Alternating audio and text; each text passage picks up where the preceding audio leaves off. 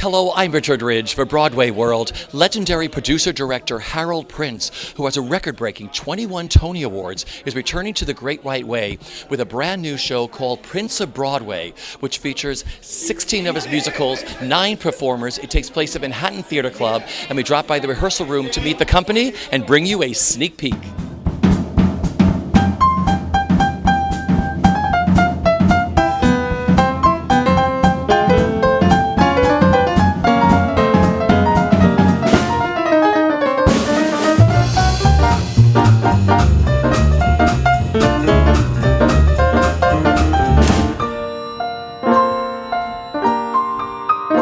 It's a lot of very complicated things for me because it's not just about honoring the work of this man and the legacy of all of these 60 years of musical theater that mean everything to me. But he's also my family. I mean, he's also, I met Daisy when I was 20 years old, and we have been working together since then and are working together on a new show right now. And the idea that through that connection I ended up meeting Hal, but also working with Hal and creating theater with Hal and still being in a room with him now, it's enormously powerful emotionally. It means that the show means a lot to me. And so I'm always very grateful to be, I always say I'm not sure why I am the person who should be music supervising anything anymore, but I would be really mad if I weren't doing it. It is. Hal asks everybody to bring that passion to the piece, and you've probably seen that in the room if you've talked to a lot of different people. And so what's so wonderful about it is to be in a room full of people who are so committed to telling the stories and making things happen and bringing Hal's work to life. Because that work is really what we all are all about in the theater. And these are the shows, these are the characters, these are the stories that make up the musical theater. Do you remember your first Hal Prince either album you listened to or the first Hal Prince show you saw? The first show I ever saw was A Little Night Music. I think I was in high school at the time, and I was sitting in the balcony. The original cast was still in it, and I remember thinking how remarkable it was. This is a group of people on stage, but what was remarkable was the way the story was told, and it's always stuck with me. It's one of those shows that you've seen a lot of theater before, you saw a lot of theater after, but that suddenly became a show that you thought, well, that was perfect. I have to say, if you're lucky enough to work with Hal, you're taught how to be a collaborator. That's what he does. That's what he's best at, with his designers, with his choreographers, with his writers. And he listens. And so to do this, to celebrate this career, has been wonderful. Also because Hal, he gets the number in front of him, but doesn't want to totally recreate it. He wants to do it anew and be inspired by these new actors. So to watch Hal start anew on a new piece and treat it as if it was a new piece. So there's nothing really as a recreation. It's all new. And no, I mean, it's incredible to watch him because it's all material he's familiar with. So then to see him take it on in a new way was wonderful. Well, you kind of want to just shut your mouth and let him speak because, first of all, he always has a story to tell every single day he comes in the room. And so everybody just kind of hushes up when he says, okay, I have something to say. And not only is he informative about his experiences, but he's really, really funny.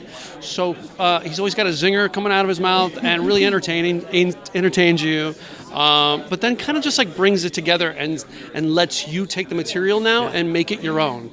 So it's really been exciting. Hal is very humble. He does not have an ego at all. He does not like the attention to be on him. It's very much about the work. So I've really taken that in and learned that really we need to get to the scene and the work and do the work, and then let the rest come. So that's been interesting. I think one of the funniest things I find about Hal is that he hates talking about himself. But that's really all that I want him to do. What's so exciting is the stories that we get to hear from the source's mouth. It's like hearing him explain how these shows came to be and how he contributed to them. It fills in so many gaps and it makes them so much more alive. They take on a whole new life. So just really hearing him and soaking in the wisdom, it's unbelievable.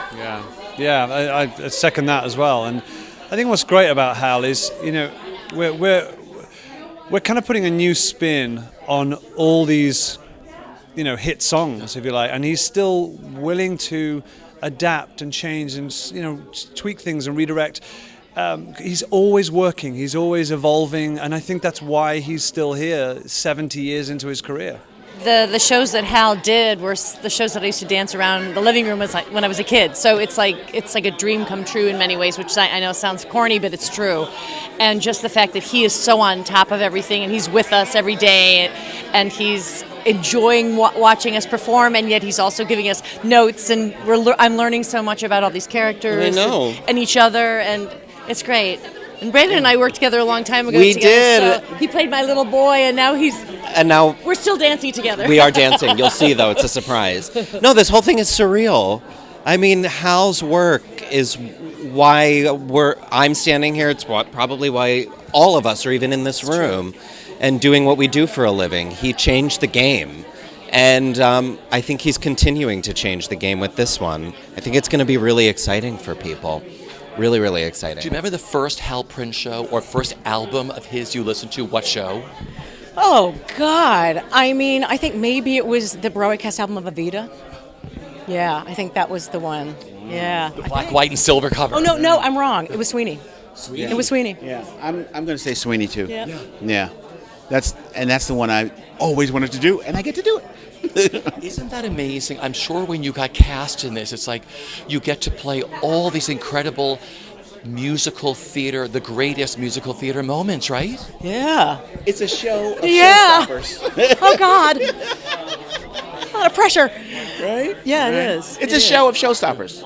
I mean, it's a show of 11th hour numbers.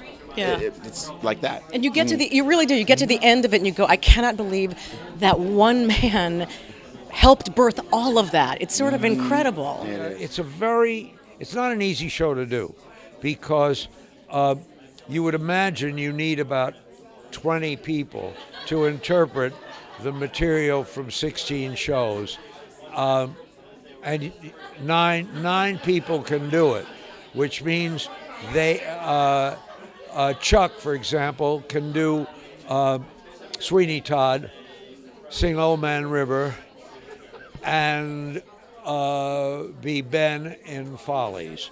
And that's a huge range, and he's swell at all of it. And then you have Susan Stroman, Tommy Thompson, Beowulf, Jason Robert Brown. No, they're the best. I do think you've got to, when you work in collaboration, which is what the theater is about, which is, by the way, what drove me to the theater. I would never be good in a room writing books, solitary pursuits, no.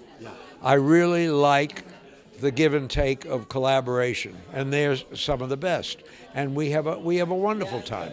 And we don't always agree, but they enrich a lot of ideas that maybe I'm toying with, or they bring their own ideas in, and the show's a reflection of that.